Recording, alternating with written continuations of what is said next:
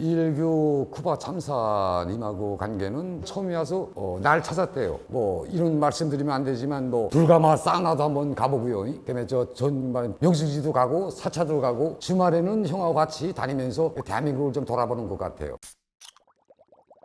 저는 김일성 종합대학 불어물문과에서 불어를 전공했어요. 불어문학사를 전공하고 이외국어로 영어를 전공했고요. 그리고 북한 외무성에서 6국과 7국에 있었어요. 베트남 주재 북한 대사관에서 서기관으로 근무를 하다가 대한민국으로 기순하게 됐어요. 대한민국에 기순한 후에는 국가안보전략연구원 선임연구원으로 일했어요. 대한민국에서도 대북 관련한 그런 연구 활동이나 그리고 분석 활동을 많이 진행을 했어요.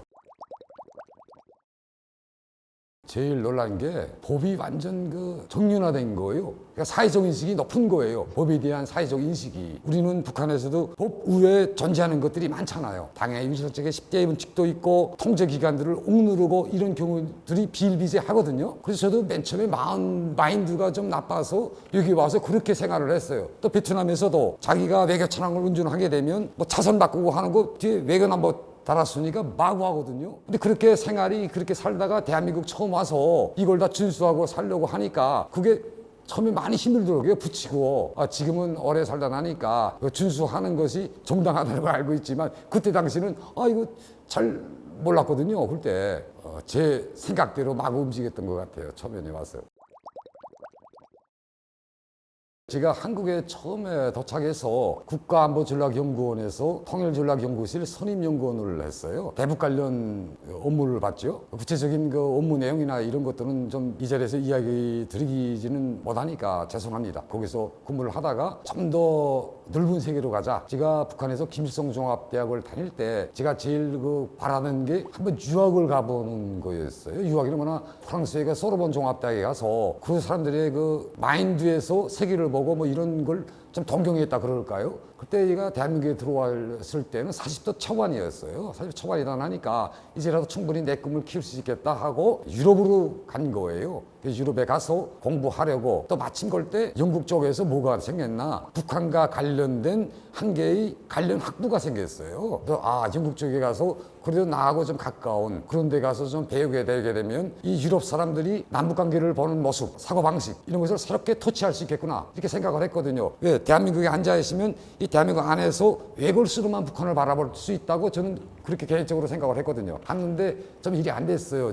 북한에서 공부했던 경력이나 학력이 거기서 인정이 돼야 되거든요. 그런데 대한민국에서 학력 인증서를 받아가지고 갔어요. 갔는데 그게 저희 학부나 뭐 연도나 이런 게 정확히 좀 기재되지 않고 하다 나니까 거기서 많이 애로가 느꼈고 그래서 박사원 쪽으로 들어가려고 또 했어요. 근데 박사원 쪽에서도 또 조교수 쪽으로 또 들어가려고 그랬는데 대한민국의 긴 분들이 그게 좀 불가능하다고 이야기하시더라고요. 그래서 대한민국 교수님들의 도움을 많이 받았어요. 저 거기에서 대학교 관련된 문제에 관해서는 그걸 포기하고 또 코로나를 맞았거든요. 발이 묶인 거예요. 그게 밖에 묶여서 쭉 있다가 그래도 대한민국이 기회의 땅이다. 나한테는 그래도 민족성이 그래도 대한민국 국민이고 조선민족이고 하니까 여기 와야 되겠다 생각을 하고 작년도에 대한민국으로 귀국하게 됐습니다.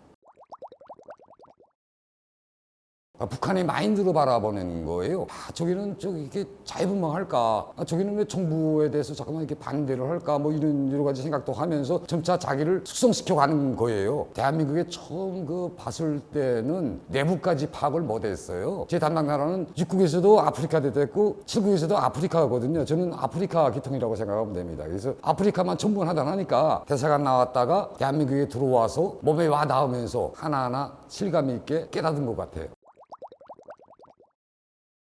어떤 분들이 자꾸만 이렇게 물어봐요. 대한민국하고 북한하고 경기를 한다, 마취를 한다 하게 되면 누구를 응원하겠는가? 뭐 이런 식으로 좀 물어보거든요. 물론 대한민국하고 북한하고 경기를 하면 대한민국을 응원하겠죠. 애매한 거는 북한하고 베트남하고 하면 누구를 응원하겠는가가 이게 좀 불편한 거예요, 이게. 솔직한 심정을 말씀드리면 그래도 저는 북한을 응원하지 않겠나, 정치성을 떠나서 그래도 우리 민족이니까 그렇게 하지 않겠나 이렇게 통속적으로 이야기해 드리고 싶네요. 욕하시는 분들도 많겠지만 진솔한 마음을 얘기하는 게 더 와닿는 것 같아서 이렇게 말씀드리는 겁니다.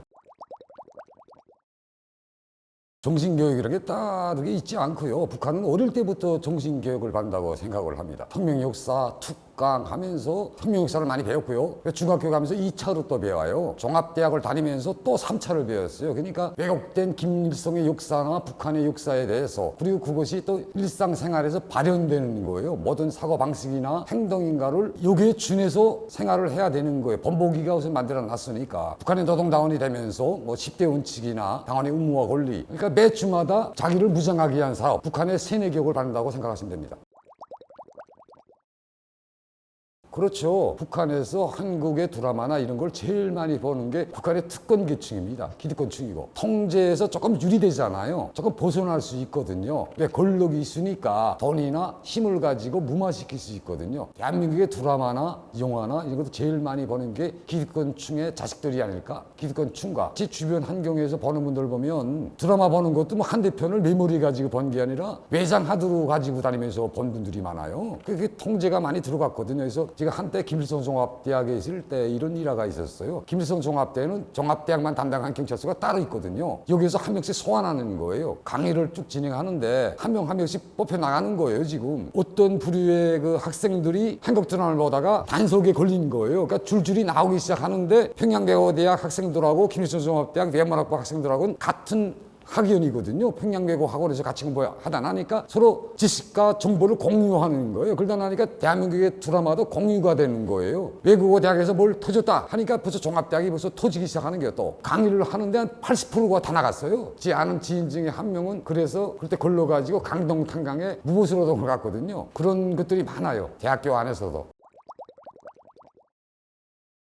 북한 내부에서는 철저히 한국에 대한 이야기를 하지 않고 김일성의 김씨 가문에 대한 이야기도 하지 않아요. 그래서 북한에서도 국별로 과별로 해석을 많이 하거든요. 여기처럼 법인카드는 없어요. 없는데 국자금이라는 게 있어요. 현금으로 보유하고 있는 거예요. 그걸. 그래서 이제 과가 회식을 하거나 국이 회식을 할 때는 이 자금을 충당하는 거죠. 그런데 앉아서 국 기회에 이해해야 할 공간이 생긴단 말이죠. 그때 다 모두가 적폐된 생활을 하거든요. 내가 이쪽 국에 있지만 이쪽 과로 가지 못하는 거예요. 가서 둘러볼 수가 없는 거예요. 그러니까 우리가 만날 수 있는 공간은 회식 자리밖에 없는 거예요. 그러니까 회식에서 만나서 이야기하면서 정치적인 이야기는 절대 군물이에요. 뒷소리보다 상소리가 낫다고. 그러니까 상소리를 많이 이야기하는 거죠. 뭐 어디 가니까 뭐 연예인이 누가 이쁘더라. 뭐 어느 나라 가니까 어느 나라엔 완전히 뭐 개방적이더라. 거긴 뭐 여성들이 대시하더라. 뭐 이런 에피소드를 이야기하지. 북한 정권이 어떻고 대한민국이 어떻고 이런 얘기는 군물입니다. 철저히 외교관은 더 그걸 지켜야 돼요. 말하자면 소통과 정보 전달에서 대단히 유익한 채널이라고 생각을 합니다. 그래서 이게 좀 국영이나 공영방송하고 틀리잖아요. 공영이나 국영에서는 어디까지나 제한된 틀거리 내에서 이야기하고 뭐 이렇게 하는 제한성을 많이 받거든요. 심리적인 제한성, 언어적인 제한성을 많이 받아요. 근데 유튜브는 자유롭잖아요. 자기가 소신 있게 자기 의견을 제시할 수 있고 인권과 민주주의가 보장된 나라다 나니까 현 정부에 대해서도 과감하게 비판할 수 있고, 그리고 불합리한 이런 사회적 구조나 불합리한 행태에 대해서도 유튜브를 통해서 고발하고 폭로할 수 있거든요. 그래서 이게 국가 권력기관과 국민들이 좀 더 가까이 다가갈 수 있는 소통의 장애이지 않나 이렇게 생각을 합니다.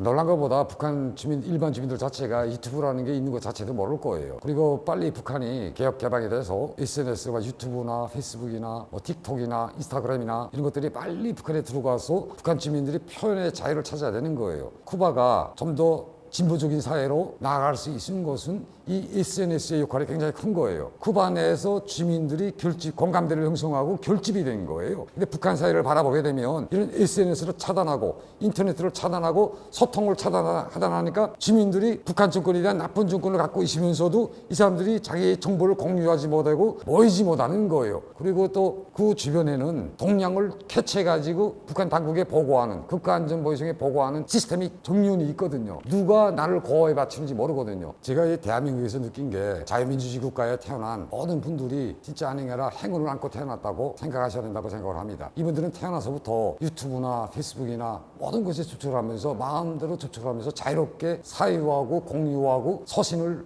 발표할 수가 있잖아요. 그런데 북한이라는 사회에서는 유튜브가 철저히 차단되고 격폐되고 또 있다, 몇 개 채널이 있다 해도 이건 대선 전용이거든요. 북한 내부 주민들이 보지 못하는, 공무원이 지금 앉아서 유튜브 채널을 운영을 하는 거예요. 북한의 암만 높은 기득권층이라고 해도 유튜브에 접근할 수가 없고 또 유튜브 자체에 대해서 잘 모르시는 분들도 계실 수 있어요. 자, 안타까운 실정인 거예요. 하루빨리 북한이 좀 자기 마음의 문을 열고 독재 정권이 좀 붕괴가 돼서 모든 분들이 유튜브를 적극 활용했으면 합니다.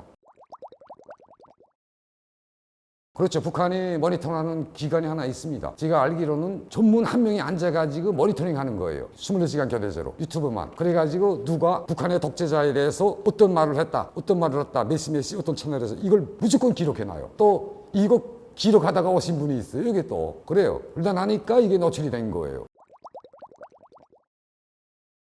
저도 그거 보고 진짜야 과학기술이 대단히 발전하다고 느꼈어요. 초기에 GPT가 무료로 할 때 그 들어가서 저도 접촉을 하고 했거든요. 혼자서 독학을 하면서 많이 들여다봤어요. 그런 영상들이 나오고 하면서 김정은이가 대단히 대단했겠다고 생각을 했거든요. 북한이 제일 힘들어하고 아파하는 게 있어요. 최고 수뇌부거든요. 그러니까 최고 수뇌부를 건드리면 제일 힘들어하는 거예요. 옛날에 손에 피처스 사건도 있잖아요. 김정은에 대한 북한에 대한 이런 용어를 만들면 저리 해커로 들어가서 치잖아요. 안에 최고 수뇌부만 건들게 되면 지구까지 따라가서 널 죽이겠다 하는 게 북한이거든요. 그러니까 북한을 제일 그 성질을 잘 건드리려면 정은이 모자이크 잘 해가지고 음성당 잘 따가지고 여정 있거나 계속 내버리면 북한이 좀 더 아니면 정은이나 여정이가 좀 더 예민하게 반응할 거예요. 그게 김정은에 대한 이미지화를 너무 잘한 것 같아요. 그러니까 이 통속적인 몇 개의 단어를 가지고 서거적으로 이야기하면서 북한의 전반적인 사회 시스템을 지적하잖아요. 이걸 보면서 재능이 있다 하고 많이 긍정적으로 바라본 것 같아요. 근데 김정은이가 지켜보고 있을걸요. 위험한 측면도 있겠죠. 근데 인권이나 아니면 민주주의가 철저히 보장된 나라, 그리고 안전이 담보된 나라, 이런 측면의 나라들은 괜찮아요. 그런데 우리가 제일 피하는 게 중국에 가는 걸 제일 꺼려하거든요. 중국에 가는 건 대단히 위험하다. 저 같아도 중국 쪽은 가려고 잘 하지 않아요. 그렇지만 유럽 쪽이나 그리고 다른 나라 쪽은 괜찮다고 생각을 합니다. 그만큼 대사관이나 공간이 이렇게 활발하게 움직이지 못하거든요. 북한이 대사관의 유지비도 제대로 보장하지 못하는 나라예요. 이런 나라에서 어떻게 돈을 들어가지고 그 사람들 체크해서 이렇게 할 수가 있겠어요. 그러니까 아무래도 능력상 북한 대사관이 조금 능력이 떨어지지 않나 이렇게 생각을 합니다. 대한민국에 200개 정도의 탈북민의 유튜브가 있어요. 저는 그들이 좋은 측면을 많이 있다고 생각을 합니다. 왜 생각을 하나? 그들이 대한민국의 정착 과정이나 다른 분들의 탈북 스토리를 이렇게 이야기해 주면서 다른 사람한테 감명을 주고 또 이게 또 대한민국 국내에만 국한된 것이 아니라 해외에 있는 러시아나 다른 곳에서 업무 활동을 벌이고 있는 북한 주민들이 공감대를 형성하게 해주거든요. 이 공감대 형성이 되면서 탈북하게 되면 나의 삶이 어떻게 되겠는가 하는 것을 간접적으로 체험하게 되는 거예요. 그래서 이게 대단히 유용하다. 이 사이다 채널랑 탈북민들이 나와서 정착하는 과정이랑 진솔하게 이해하면 그분들이 대한민국에 가게 되면 뭐가 제일 힘들겠구나 이렇게 생각을 하면서 조금 더 자기를 준비해서 아니면 탈북에서 내가 어떻게 할 것인가를 마음가짐을 가지고 결심을 가지고 탈북할 수 있다는 거예요. 그러니까 좀 더 앞으로의 그 탈북민들이 아니면 탈북하려는 분들이 미래에 긍정적인 역할을 한다고 생각을 합니다. 제가 대한민국에 와서 일용직으로 있는 적도 있었어요. 두루두루 봤거든요. 일용직을 하면 일당으로 매일 나가잖아요. 나가서 보면서 그런데 내가 우아한 게 뭐나 아니 북한 사람은 한 명도 없는 거예요. 모든 게 다 중국 사람들인 거예요. 아니 왜 탈북민이 한 명도 없을까? 탈북민도 분명히 일용직에서 일하는 분들이 계시겠는데 그런데 아직도 이 폭력이나 아니면 탈북민들이 인식이나 이런 데서 조금 오해가 좀 있는지 모르겠는데 거기 가서 조선족처럼 일하시는 분들도 있고 두루두루 그렇더라고. 그래서 그게 극소수의 하나인 거예요. 제가 느낀 거예요. 그래서 탈북민이면 탈북민이라고 이야기하고 자기 정체성이 탈북민인데 이야기하고 살고 또 주변 사람들이 도움 받을 건 도움 받고 도움을 받으면 좋잖아요. 그러니까 자기가 자기의 속생각이나 자기의 마음을 털어놨을 때 상대방이 나를 도와줄 수 있다고 생각을 합니다. 그래서 굳이 속일 필요가 없다고 생각해요. 나는 정당의 탈북민 이고 난 이런 거에서 잘 모르니까 오래 살아오신 대한민국 국민들이 좀 도와주세요 하는 측면이 더 옳은 방식이 아닐까 그런 생활 방식을 저는 주장합니다.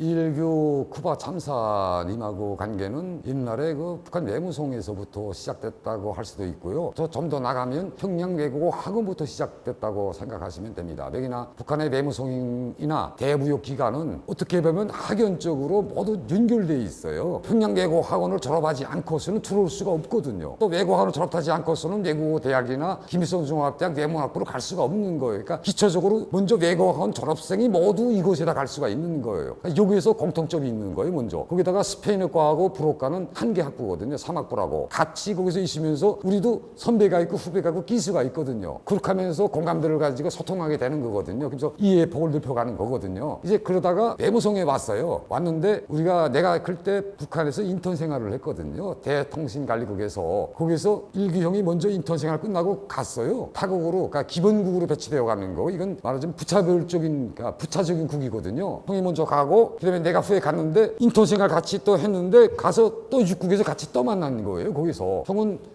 쿠바 쪽 라티미즈 담당이니까 그쪽으로 보시고 나는 아프리카 담당이니까 아프리카 쪽을 봤는데 아프리카 담당과하고 라티미즈 담당과하고 한 개국인 거예요. 그래서 거기서 같이 생활을 계속 하면서 이렇게 지냈거든요. 그러다가 그것도 나이 관계도 많이 이게 작용을 하는 것 같아요. 나하고 2살 차이거든요. 그러니까 뭐 아무 데 가서도 나이 또래가 좀 비슷비슷한 동년배들끼리 같이 막 이렇게 어울려 다니잖아요. 그렇게도 많이 어울려 다녔고요. 그래서 북한에서의 그 인연이 좀 깊은 데다가 이게 대한민국에서 다시 만나려는 꿈에도 생각을 못 했거든요. 거기 면서 내가 탈북한 걸 알잖아요. 벌써 같은 국에 있었고 이름도 알고 있고 다. 그러니까 처음에 와서 날 찾았대요. 어떻게 살고 있나. 대한민국에 오긴 왔는데 그래서 찾아서 그렇게 해서 만나게 됐거든요. 그 일기형이 적응을 잘 하는 것 같아요. 자기 미래도 생각하고 두루두루 생각하는 거 보니까. 근데 일기형의 사적인 개인 생활에 대해서는 여기서 좀 이야기해 드리는 게 예의가 아닌가 생각을 합니다. 지금 당장은 형의 뭐 사생활이나 취업 활동이나 이런 거에 대해서 이야기하지 않는 게 더 긍정적이라고 생각을 합니다. 만나서 대한민국에 홀로 오다 나니까 대한민국의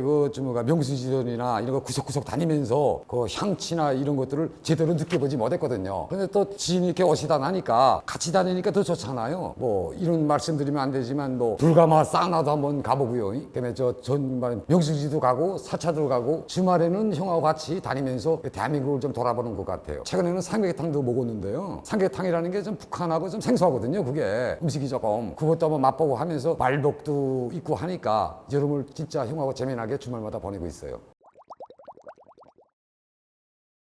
제가 기존에 세계일보 그쪽에서 강연을 한번 한 적이 있어요. 북한의 엘리트와 통일 딜레마예요. 이걸 가지고 제가 강연을 했어요. 북한 엘리트들의 처지나 입장에 관련된 문제예요. 거기에는 대한민국에 기준하셨거나 북한에 계시는 북한 엘리트라는 게 기득권층은 아니고요. 저같이 중간계층, 정권의 종사자들이거든요. 이분들의 지금 말 못하는 심정과 고충 이런 것들을 이야기했어. 이런 기회가 가졌어요. 근데 이런 기회를 왜 말씀드리나? 북한에서 저렇게 대접을 받고 저런 일에서 하던 사람들이 대한민국에 왔다? 그래서 좀 좋지 않은 눈으로 바라보는 모습들이 계세요. 그리고 또 대한민국 국민들에게 전적으로 또 동화되기도 또 힘든 거예요. 완전히 아직까지는 가운데서 사각지대 형식이니까 무르에 있던 기름의 형식이라는 것을 어떤 때 조금 느낄 때가 있어요. 그래서 어떻게 해서 여기에서 살아남으려고 이 사람들하고도 관계를 좋게 가지고 대한민국 국민들과 빨리 동화되기 위해서 내가 어떻게 해야 될 것인가를 생각하면서 좀 더 나아가서는 지금 북한에 있는 북한의 중간층 우리 같은 엘리트들이 이제 앞으로 남북이 통일된 다음에 이 사람들이 어떤 입장에 설까, 어떤 자세를 취할까, 이 사람들에 대한 대한민국 정부의 입장은 어떤 걸까, 이런 걸 생각해 보게 되거든요. 그래서 그거에 대한 주제를 가지고 이야기했던 것 같아요. 그때 제가.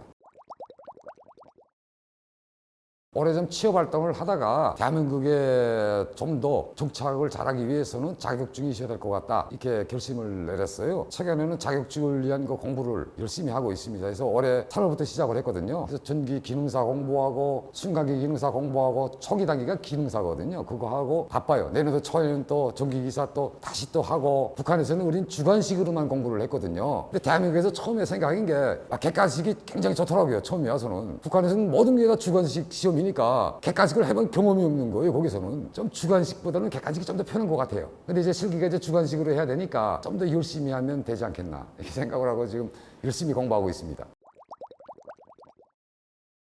맨 초기에는 그런 자괴감이나 있는 속에서도 돈이 있어야 뭐 생활을 영위할 수가 있잖아요. 그러다 나니까 내려놓기보다는 할 수 없이 나갔던 것 같아요. 맨 초기에는 할 수 없이 나가서 일하면서 점차적으로 그런 자존감이나 뭐 이런 것들을 다 내려놓기 시작을 한 것 같아요. 근데 아직도 다 내려놨다고 이야기하기는 좀 그렇지만, 뭐 자신하기는 그렇지만, 그래도 저는 많이 내려놨다고 생각을 합니다. 북한에 있을 때는 일반 사람하고 이렇게 상대도 안 했거든요. 여기 와서 초기에도 자기가 무슨 특출한 사람처럼 이렇게 생각을 했거든요. 그게 잘못된 생각인 거예요.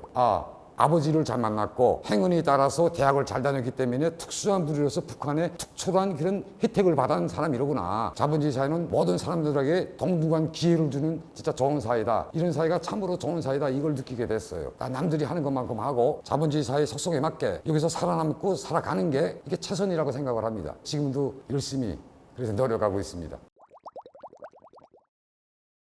글쎄 대한민국에서 저에게 대북과 관련된 이런 뭐 업무나 이런 게 주어지게 되면 그게 저한테 좋겠죠. 그렇다고 해서 아니면 정부에 보고 달라 하고 투정질할 수는 없잖아요. 그러니까 내가 자체로서 내가 할 수 있는 게 뭔가 생각을 해보고 취직에서 제일 내가 말하자면 오래 갈 수 있고 월급이 많은 것이 또 어딜까 쭉 생각해 보니까 내가 적성이 어느 게 맞을까 생각해 보니까 전기 쪽이 그중 적성이 맞는 거예요. 내가 인문학을 배웠지만 공학으로도 충분히 열성적으로 노력하면 할 수 있을 거 아닐까? 정확히 올해까지는 자기 개발을 좀 많이 해서 취업의 문턱을 좀 많이 넓혀가지고 오랜 기간 종사할 수 있는 업종을 선택을 한 거예요. 사회적으로 이게 간격이 없다고 이야기를 합니다. 그렇지만 제가 뭐 이렇게 배람된 말씀이지만 제가 한번 취업을 갔어요. 취업을 갔는데 어떤 분이 이렇게 말씀을 하시더라고. 굳이 왜 내가 탈북민을 취업시켜야 되냐? 탈북민을 취업시킬 바에는 외국인 근로자를 취업시키겠다 이렇게 말씀하시더라고. 굉장히 내 자괴감을 받았거든요. 굉장히 힘들었고 며칠 동안 내 진짜 한 3일을 힘들었어요. 그 말 한마디 때문에. 그래서 제가 물어봤어요. 왜 외국인을 취업하려고 그러나? 무슨 탈북민들에서 잘못한 것도 있겠지. 그러니까 너희가 이제 앞으로 이제 북한으로 달아나게 되면 우린 옥하냐 뭐 이렇게 말씀하시더라고. 대놓고 앞에서 내 보는 눈앞에서 내 뒤에서 얘기했으면 내 말도 안 하겠어요. 그걸 바라보면서 야 아직도 북한 탈북민에 대해서 너무나도 모르신다. 자유의 나라, 행복한 나라를 찾아왔는데 일부 한두 명이 갔다고 해서 전체 3만 5천 명이 다 가는 건 아니지 않나. 하나 가지고 이유를 평가하는 그런 방식의 사고방식이 틀리지 않은구나. 그렇게 생각하면서 저도 반대로 이렇게 생각을 했어요. 저것은 대한민국 국민들의 우사나 의견이 아니다. 저 한 번의 개인적인 의견이고 말하자면 민주주의 국가에서 충분히 가질 수 있는 노하만의 권리니까 당신은 그렇게 생각하시라. 난 내가 그렇게 생각하지 않고 대부분의 수많은 대한민국 국민들이 그렇게 생각하지 않는다고 나는 믿는다. 이렇게 생각하고 이겨낸 겁니다. 저도. 교회 나가서 교회에서 그 소리 들었어요. 나 교회 전문 다니다가 교회 다니다가 부교회 간뒀어요. 그래서 마음에 우지할 것이 없어서 좀 뭐 울고 싶고 어디 가서 외톨이니까 속마음을 털어놓을 데가 없잖아요. 그래서 가서 우지하는 게 교회인데 교회에서 속마음 털어놓고 목사님한테 진솔하게 이야기하고 목사님의 위로를 받고 싶어서 갔고 했는데 그런 교회에서 그런 소리를 들으니까 이건 아니다. 이 교회는 아닌가 싶다 하고 나왔어요. 제가. 그때 그렇게 순간순간 받는 그런 생각들을 몸에 속에 깊이 담아두면 앞으로 인생을 어떻게 살겠어요. 감수하고 살아야지. 근다고 내가 탈북민이 아니고 딴 사람이 될 수는 없잖아요. 탈북민이니까 이거 참고 가야죠. 한 번은 KBS 출연하려고 갔어요. 너무 좀 빨리 간 거예요. 사우나나 한번 들어가 보자. 그래서 KBS 주변에 사우나가 있더라고요. 그 마을 쪽으로 쭉 들어갔거든요. 사우나 들어갔는데 아침에 한 8시 반, 한 8시 정도니까 손님이 얼마 없잖아요, 사우나에. 사우나 들어가서 있는데 또 경찰이 찾아온 거예요, 거기에 또. 난 지금 뭐 옷 다 벗고 지금 있는데 거기 가서 나보고 어디서 왔는가 뭐 이렇게 두루두루 질문을 주시는 거예요. 그래서 이거 옷도 제대로 못 입고 가서 핸드폰을 꺼내서 탈북민들은 그 보안 담당관이라고 있어요. 그분한테 전화를 걸었죠. 그래서 확인돼서 내가 거기서 나간 것 같아요. 그 주변 분들이 이렇게 또 신고를 했는지 모르겠는데 제가 좀 부접이 좋거든요. 어디 가게 되면 어르신들하고 이야기를 잘하거든요. 제가 알고 싶은 게 좀 더 많다 그럴까요? 어르신들 이렇게 만나면 뭘 하세요? 하면서 이렇게 물어보거든요. 근데 내가 물어보는 이야기가 아무래도 조금 이상하겠죠? 아니면 말하는 게 어디까지나 북한 말씨가 조금 그러니까 여기 서울 말씨하고는 틀리잖아요. 그래서 누가 또 신고하지 않았나? 그래서 이상하게 사우나 가서도 또 한 번 그런 일을 겪었거든요. 구체적으로는 북한에 들어온 중대에 있었거든요. 초기에는 중대였어요. 724 중대라고 김정일이가 7월 24일 날에 이야기를 해가지고 만들어낸 중대라고 해서 724 중대예요. 그러다 나니까 여기서 제가 기본 기술병종에 근무했거든요. 라지오예요. 무선, 비행기 무선이거든요. 그래서 11년 동안 비행기 무선에 종사를 했어요. 거기서 드론 부대에 있다가 드론 부대가 조직이 돼가지고 지금 전전지대 나와 있잖아요. 그 사이 공간에서 제가 제대가 됐어요. 북한 내부에서만 비행기를 달았죠. 처음에 제가 배치돼 간 것이 순안 비행장이었어요. 순안 국제비행장. 이게 바로 인천국제공항이죠. 거기서 내가 기본 달한 게 약산포기를 맨 처음에 달았거든요. 약산포기는 뭐나 북한의 산이나 들판에다가 약 뿌리는 비행기 있잖아요. 약 뿌리는 그 비행기를 먼저 척에 달았어요. 그다음에 제가 부대가 없어지면서 평북도로 이동을 했다가 이 평북도에서 내가 그때 당시에 북한 내부에서 드론 부대를 조직하면서 드론 부대로 갔거든요. 북한 공군 유도기 사단에서 인원으로 선발한 거예요. 한 개 중대 120명을 선발한 거예요. 그래서 120명에 뽑혀가지고 그 드론 부대에 간 거예요. 그래서 가서 거기서 업종별로 나눠서 난 무선이니까 드론에 또 무선을 받는 거예요. 거기서. 그러니까 드론 부대라는 게 우리는 일반적으로 민간용 드론이 아니고 촬영을 하고 폭탄을 달고 이런 큰 대형 드론이었어요. 우리 때 그때. 한국군이 너무나도 부러운 거예요. 우선 복장에서부터 무슨 멋있잖아요. 북한군은 복장부터 하여튼 한심하지 않아요. 거기다가 식생활 조건에서 또 놀랐어요. 부패식으로 자기가 찬들을 이렇게 먹는데 북한의 기용이라고 생각하는 건 굶어 죽지 않기 위한 그런 싸움이었던 것 같아요. 어떻게 하면 배를 채울까? 제가 17살에 군대를 나갔거든요. 한창 먹을 나이였어요. 근데 북한이 그때 고난의 행군 녹였고 하면서 하루에 두 끼 먹던 적도 있었고요. 통밀을 많이 먹었어요. 그러면 외부에서 자기 영양을 섭취를 해야 되거든요. 영양 외부를 해서 섭취를 하려면 어떤 분들은 부모들이 돈을 보내줘서 그 돈으로 외부에서 음식을 섭취해서 군복무를 하고 그런 것까지 없는 한은 영양실조에 걸려서 돌아가시는 분도 봤어요. 병원에서 닌게를 꽂고 있다가 그러니까 안타깝죠. 생때같이 젊은 청년들이 그렇게 단지 영양실조라는 그 굶주림 때문에 죽어가는 모습을 봤거든요. 제가 힘들죠 그때. 근데 나도 살아남아야 되겠다. 여기서 살아서 집에 가야 되겠다 이 생각이 들죠. 거기다가 대한민국 국군은 휴가제도라는 것도 있잖아요. 근데 북한군은 11년 동안 휴가 한 번 없는 거예요. 거기다 2년이면 되지만 우리는 세상에 대해서 제일 아름다운 시절 진짜 모든 걸 다 가지고 싶고 모든 걸 다 누리고 싶고 뭘도 좀 배우고 싶고 진취적인 나이에 우리는 험한 산골짜기 가서 김정은이야 김정은이한테 동사하면서 오직 그러고 살아간 거예요. 그러니까 내 청춘이 진짜 아닌 게 아니라 억울하고 그 속에서 내가 정권이니까 김정은이나 김정은 정권에 대한 분노가 더 새로워지는 것 같아요. 그러니까 11년을 인생을 양비하고 허비한 거예요 거기다. 그래서 대한민국 국군에 군복무 하라면 진짜 난 의심할 것 같아요. 먹지 못해 훈련을 안 하고 계속 건설만 시켜. 진짜 아니야 군대가 아니라 건설 근로자인 것 같아요. 그건 북한 야무성의 특수성과 관련이 되는 거예요. 북한 야무성이라는 게 어딘가 모르게 내각에 소속돼 있는 툴고리를 갖췄어요. 내각 아니면 내무성 소속으로 여기도 말하자면 행안부 이렇게 나눠지잖아요. 통일부 하면서 이런 식으로 내무성도 거기에 배속이 된 것처럼 되어 있어요. 그런데 내각의 지시를 받지 않는다는 데 방점이 있단 말이죠. 북한의 모든 성중한 기관들은 김정일이나 김정은에게 보고를 해야 돼요. 보고라는 게 뭐냐 방침 보고라는 걸 하거든요. 보고문건 작성을 하거든요. 타 성중한 기관들은 이 보고문건들을 작성한 다음에 그걸 내각에 집중시켜서 내각에서 북한 노동당으로 올라가는 거예요. 근데 외무성은 별도의 보고 라인이 있어요. 그러니까 노동당이 아니고 김정은 한 대로 내각하고 차이점이 구겨 있는 거란 말이죠. 김정은 보고 라인에서 다른 성중한 기관들은 내각을 거쳐가지고 보고 체계가 있지만 북한 외무성은 직접적인 보고 라인이 있고 둘째로 북한 야무성은 좀 특수한 단체예요. 지휘를 어떻게 올려놨는가 김정일 때 창구 일원화 방침을 내놓으면서 이 지휘가 또 상승이 된 거예요. 아무 성중한 기관도 해외에 나가려면 북한 야무성에 와서 보고를 하고 절차를 거쳐서 딱 나가게 되다 나니까